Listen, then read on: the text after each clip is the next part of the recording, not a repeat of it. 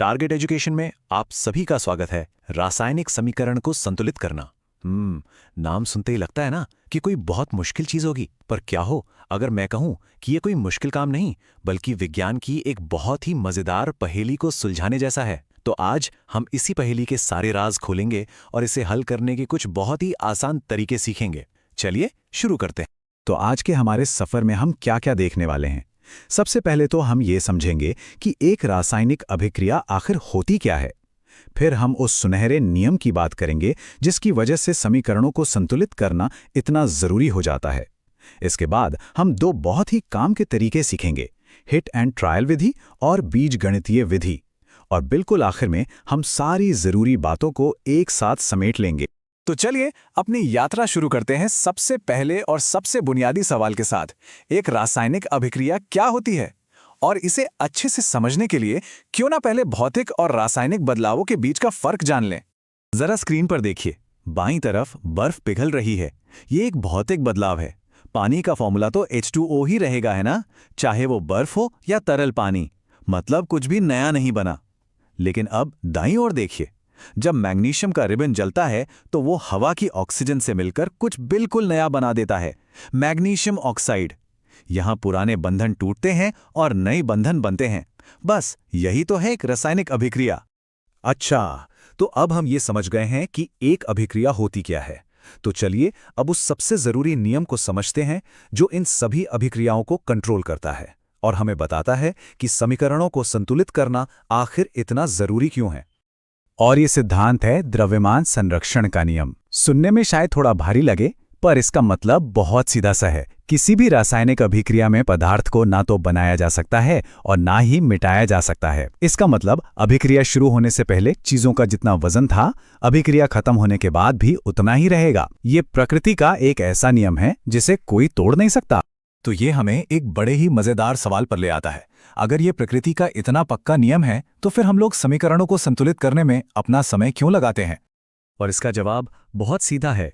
हम समीकरणों को इसलिए संतुलित करते हैं ताकि हम ये पक्का कर सकें कि द्रव्यमान संरक्षण के इस नियम का पालन हो रहा है। जब हम समीकरण को संतुलित करते हैं तो हम बस ये देख रहे होते हैं कि तीर के दोनों तरफ हर तत्व के परमाणुओं की संख्या बराबर हो। ये सिर्फ कोई गणित का सवाल हल करना नहीं है, बल्कि ये प्रकृति के एक सबसे बुनियादी नियम का सम्मान करना है। ठीक है, तो अब हमने क्यों तो समझ लिया, अब बारी है कैसे की। तो समीकरणों को संतुलित करने का जो सबसे आम और सीधा साधा तरीका है वो है हिट एंड ट्रायल विधि। इस तरीके में ना कुछ बहुत ही आसान से कदम है। सबसे पहले हम बस ढांचा समीकरण लिखते हैं, मतलब अभिकारक और उत्पाद लिख लेते हैं। फिर हम दोनों तरफ हर तत्व के परमाणुओं की गिनती करते हैं। हम सबसे मुश्किल दिखने वाले कंपाउंड से शुरू करते हैं और फिर एक एक करके बाकियों को संतुलित करते हैं। और आखिर में हम सब कुछ एक बार फिर से जांचते हैं। चलिए एक उदाहरण से समझते हैं तो और भी अच्छे से साफ हो जाएगा। यहां देखिए, हमारे पास लोहे और भाप की अभिक्रिया है और जैसा कि आप इस टेबल में साफ साफ देख सकते हैं, मामला अभी संतुलित नहीं है। अभिकारक यानी LHS की तरफ एक आयरन और एक ऑक्सीजन परमाणु हैं, जबकि उत्पाद यानी RHS की तरफ 3 आयरन और 4 ऑक्सीजन परमाणु हैं। हाँ, हाइड्रोजन बेचारा दोनों तरफ बराबर है, पर बाकी सब गड़बड़ है। अब देखिए, एक अच्छी ट्रिक ये होती है कि हमेशा सबसे मुश्किल दिखने वाले कंपाउंड से शुरू करें, जो यहाँ पर Fe3O4 है। तो चलिए सबसे पहले ऑक्सीजन को ही संतुलित करते हैं। दाईं ओर 4 ऑक्सीजन हैं, तो हम बाईं ओर H2O के आगे 4 लगा देते हैं। और ये स्लाइड तो कमाल की है, इसमें पूरी प्रक्रिया एक नज़र में दिख रही है। देखिए, जैसे ही हमने ऑक्सीजन के लिए 4H2O लगाया तो बाईं ओर हाइड्रोजन 8 हो गए।